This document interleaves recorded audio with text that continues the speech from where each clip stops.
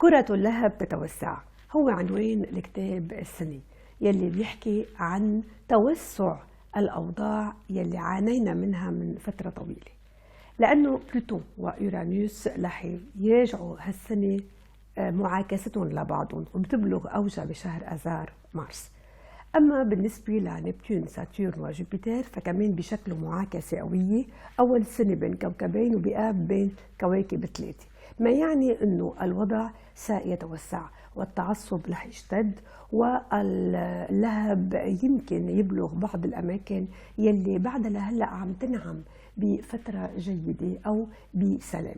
للأسف بنقول في أزمات السنة اقتصادية اجتماعية سياسية وأوضاع مربكة ولم نتوقعها قد تفاجئنا ويمكن تبلغ ذروتها بين شباط وآذار، بعدين ابتداء من شهر آب وخلال فصل الخريف. مثل ما كان سنة الماضي الخريف عنيف، السنة كمان الخريف منه أكثر وعدا، لا بل قد يكون أشد وطأة، وهيدا الشيء اللي عم نتوقعه طبعا بسبب تواجد الكواكب والطوالع يلي عم بتشكلها فيما بينها ويلي بلشت تكون شديدة جدا ابتداء من سنة 2008.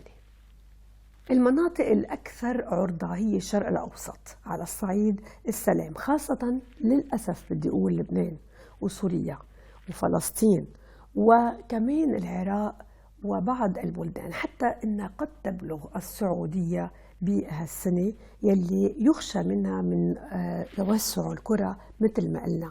كذلك أوروبا يخشى من أزمة اقتصادية، كما أن هناك بعض الكوارث الطبيعية المحتملة بسبب معاكسة نبتون لساتورن وجوبيتر، وخاصة بفصل الصيف والخريف المقبلين ويمكن قبل. وقد تشهد الولايات المتحدة أحداث غير متوقعة، كما أن الصين تتعرض لهزات بهالسنة كمان. يعني منطقتنا لبنان معرض للأسف معرض لتوسع الأزمة فيه، واللي متمنى أنها ما تصدق. سنة 2015 هي سنة مين؟ هي سنة الأسد أولا، بس في كتير أبراج رح ينعموا بسنة أفضل بكتير من السنوات السابقة والماضية، وخاصة بأكثر أشهر هالسنة، ولو أنه بعض الأشهر بتحذر البعض من أزمات أو من بعض التراجع الصحي أو من التعرض للسلامة. برج الأسد سنة جيد جدا، رح ينتهي من أزمات سابقة ويطل على فترات كتير مهمة. كذلك الحمل رح يعرف سنة مميزة، لكن في كم شهر بالأول بده ينتبه لأنه بيمرق ببعض الإرباكات، إنما بس يطل الربيع رح يعرف سنة ممتازة. الأسد الحمل رح يعرفوا كمان حب جديد وفترة فلكية عاطفية مناسبة جدا، خاصة بين حزيران وتشرين الأول، يعني بين جون وأكتوبر لما رح يكون كوكب الحب فينوس ببرج الأسد. البرج يلي كمان بده يتخلص من الأزمات بس بده ينطر شوي لشهر أيار هو الميزان.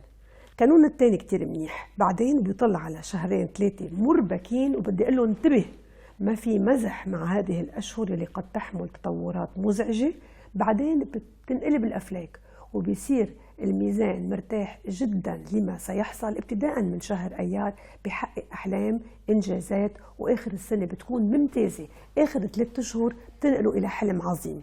برج الدلو شو عنده السنة الدلو؟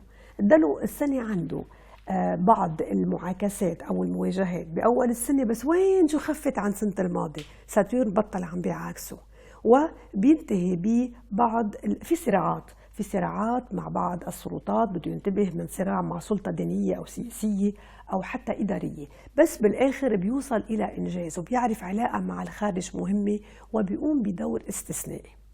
يلي كمان رح يرتاح من ساتورن بعدد دلو هو برج الثور والعقرب. أولا العقرب خلص ساتورن طلع من عنده ودخل إلى القوس. العقرب السنة بده يرتاح، بيمرق ببعض الأزمات الصغيرة ببعض الفترات، وبيطلع على فترة كتير جيدة، وبيكون للعقرب وللثور شهر آب مفترق طريق، بيأدوا مهمات كبيرة، أرباح، انتصارات ونجاح، ويمكن يشغل مركز مهم مولود الثور بالأشهر الأخيرة من السنة. كما العقرب يطلب منه أداء مهمة كتير عظيمة وبيأديها بشكل جيد جدا.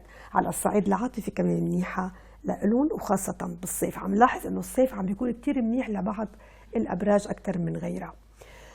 بنوصل للجوزاء. الجوزاء والحوت بدي أقول لهم إنه سنة انقلابات بحياتهم، سنة منا هينة، لا مش هينة، بس فيهم يحولوها من بعض التجارب الدقيقة اللي بدها تزعجهم لتجارب جيدة ولانتصارات إذا عرفوا تصرفوا بالوقت المناسب. الجوزاء بده يكون عنده علاقة بالخارج، يمكن يهاجر، يترك بلده، ينتقل إلى موقع جديد، يعرف بعض المهمات خارج بلاده، ويكون ناطق رسمي باسم بعض المرجعيات. على الصعيد العاطفي الجوزاء أفضل والسنة أفضل بأول السنة، يعني بآب بيكون، والحوت بآب بشكل شوية إزعاجات الصيف والخريف للحوت وللجوزاء. رغم هالشي في وعود وفي إنجازات وفي مواقع يمكن يحتلوها إذا عرفوا اتصرفوا. القوس فايت لعندهم ساتيرن، يعني بده يقلب الحياة في مصير جديد، في سنة انعطاف نحو حياة جديدة ونحو توجه آخر.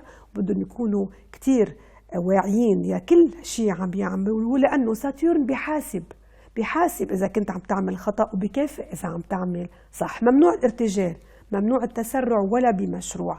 الحب جيد جدا بين حزيران وتشرين الأول في انقلاب بحياتهم. عنا بعد برج السرطان والجدي. السرطان كمان سنة أفضل بكتير من السنوات الماضية، وبس يطل الصيف رح يعرف الإنجاز. أول كم شهر بده ينتبه ويشتغل ويخطط وما يعمل تهور.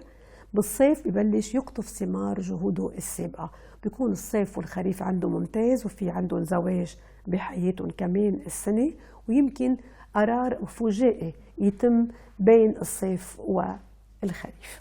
الجدي انتهت من معاكسة كوكب بلوتون وساتورن، ورح تنتهي منها نهائيا بالربيع، والفترة المشرقة بآب بتبلش، حتى تعطيك وعود ما حلمت فيها يمكن، وإنجازات وأفضل ما تستطيع السماء أعطائه. لكن كمان بعد شهر آب وخلال الأشهر الأخيرة على صعيد الحب كمان بيكون كانون الأول كتير واعد لإلك. الجديد السنة إني رح أكون معكم كل يوم عبر أبليكيشن ماجي فرح بالصوت والصورة والتوقعات اليومية لكل الأبراج.